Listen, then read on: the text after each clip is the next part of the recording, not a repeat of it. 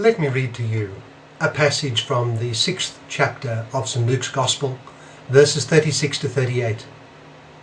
It's the Gospel for Monday of the second week in Lent. St. Luke writes, Jesus said to his disciples, "Be merciful, just as your Father is merciful. Do not judge, and you will not be judged. Do not condemn, and you will not be condemned. Forgive, and you will be forgiven. Give, and it will be given to you. A good measure, pressed down, shaken together and running over, will be poured into your lap. For with the measure you use, it will be measured to you." That's from Luke chapter 6, verses 36 to 38. And what does it suggest to us? Well, when divine revelation is not taken into account, one notices the effects of this on how the world is interpreted and understood. Let me take an example from a view of animal life.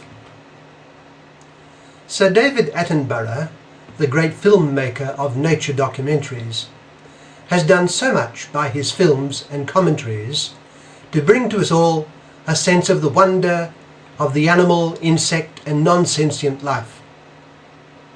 Such films, accompanied by his always interesting commentary, command wide audiences and never cease to be popular. For the religious person who knows that the entire universe comes from and is sustained by the great God, the world of nature thus portrayed deepens his sense of the might and the beauty of the Creator.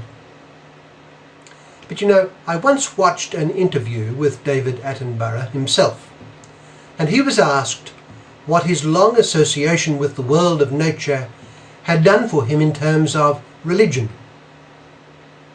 He said that it had left him somewhat of a religious agnostic.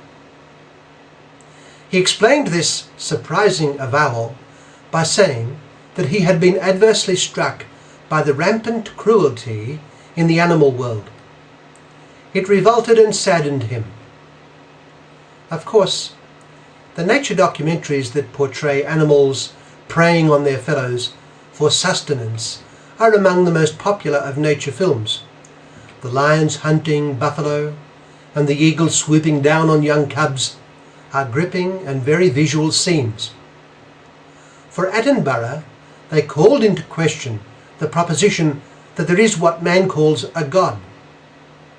The animal world appears unmerciful, hard, cruel, unforgiving, barbarous. I suppose he would have thought that inasmuch as it is a world that has nothing to do with fallen man, only God can be held to account for it. What sort of a God would create a world, the animal world in this instance, that is like this? Well now, of course there are various comments that could be made on the phenomenon that Attenborough especially notices. Attenborough's view is a variant of the old and ever-recurring problem of evil. I would simply make the point here that if one begins with the acceptance of divine revelation, one thereby attains a radically new perspective that will affect one's interpretation of the world and the suffering that is evident in it, including the suffering of the animal world. God has revealed that He, the Almighty Creator, is love. That is to say, at the heart of reality, in its most ultimate sense, is love. Moreover, this almighty and infinite love, whom mankind traditionally calls Father, so loved the world that He became man. And it was revealed to us in the process that God the Creator is a trinity of persons eternally united in love. The second person became man, and by His sacrifice for each of us broke the power of the sin of the world. God thus revealed Himself to be merciful and kind. He is rich in mercy and compassion. The revelation of this is the death of Christ on the cross. Now, Recalling Attenborough's objection, could we not say that the pattern of one animal being given up in death for the sake of another that preys on it is a dim reflection of the sacrificial love which is the foundation of the world? The one who loves God most of all sacrifices himself for the sake of the other so that the other may live. The animal does not love, of course, but it is given up for the sake of the other that the other may live. It is a dim, unthinking reflection of the love of God that stamps the constitution of the world, which, however, has been spoilt and wounded by the sin of man.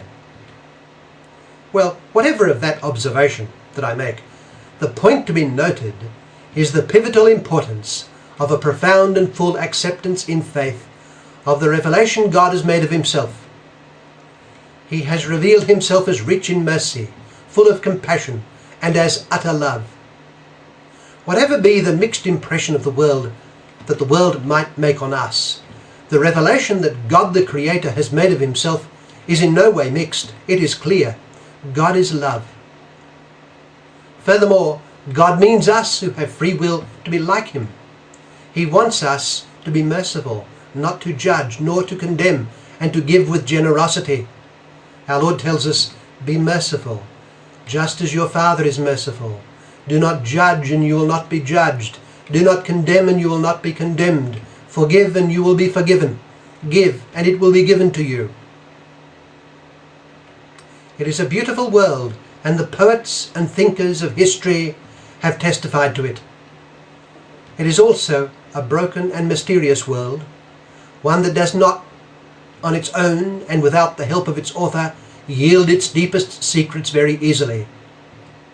But the author and sustainer of the world has revealed himself and has thrown a powerful light on everything. He has told us what is the secret of the universe and its most profound law. Its deepest heartbeat is sacrificial love, and that love is the mark of the hand of the Creator. God has told us in the person of Jesus Christ what he is like, and he has told us to try to be like him. We must be merciful. We must not judge nor condemn. We must forgive. Let us then, with God's grace, work on this.